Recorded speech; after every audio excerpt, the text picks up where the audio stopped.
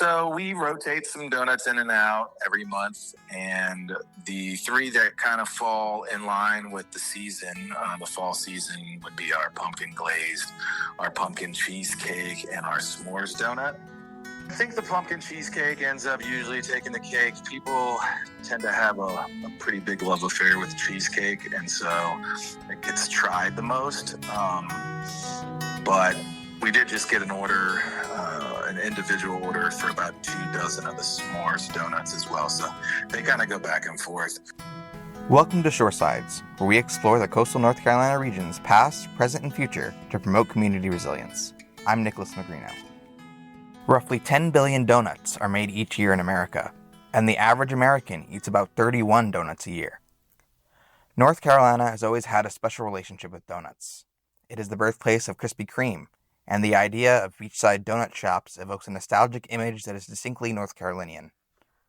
But with the changing of the seasons comes changes in customer habits, marking the end of peak tourist season and the end of local donut shops' most profitable time of year.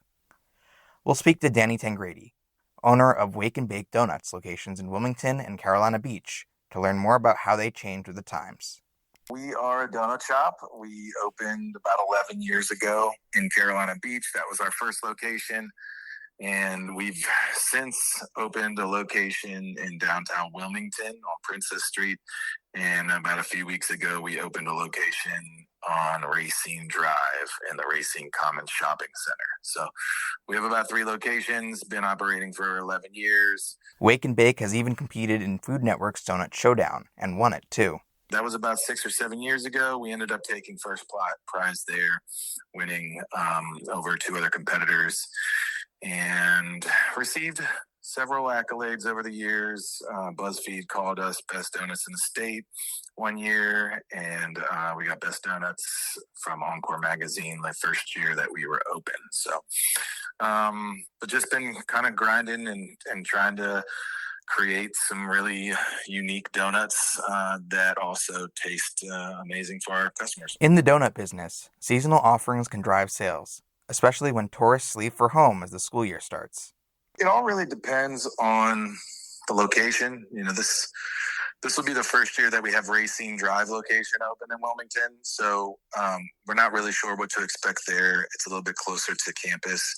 However, the Carolina Beach location obviously gets a huge influx of tourists during the summer, and tourists tend to not travel as much whilst the school season is on and when the temperature gets cold. So we do kind of see it slow down at our Carolina Beach location during the fall and winter months. But obviously when there are holidays and, like Thanksgiving week and Christmas week and New Year's week, those weeks tend to be busy because people are, traveling a little bit more. Fortunately, Wake and Bake has no shortage of seasonal offerings. Limited time products like these are key to keeping business up in the off months. Basically what we do is we just create a really good pumpkin icing using some pumpkin puree and some spices that you would find in pumpkin pie. And then we cross that with some vanilla icing that we currently have and put it on top of a donut, add some cheesecake for the pumpkin cheesecake. We throw some graham cracker crumbs on top and a cheesecake dollop, fill it with cheesecake filling. And then for our pumpkin glaze, we just put that glaze on top. Our s'mores donut is a chocolate glaze that we dip in graham crackers, and then we take a big marshmallow, roast it, and put it on top. And so I would say those are the 3 that really hit for the fall season, and we usually introduce them in October and keep them around until potentially end of November. Tangredi feels that what sets Wake and Bake apart from other Wilmington donut shops is not just the quality of donut, but the quality of service. Yeah, so one of the things that I've always made sure to kind of implement in our business structure is just kind of having a relationship with our customers.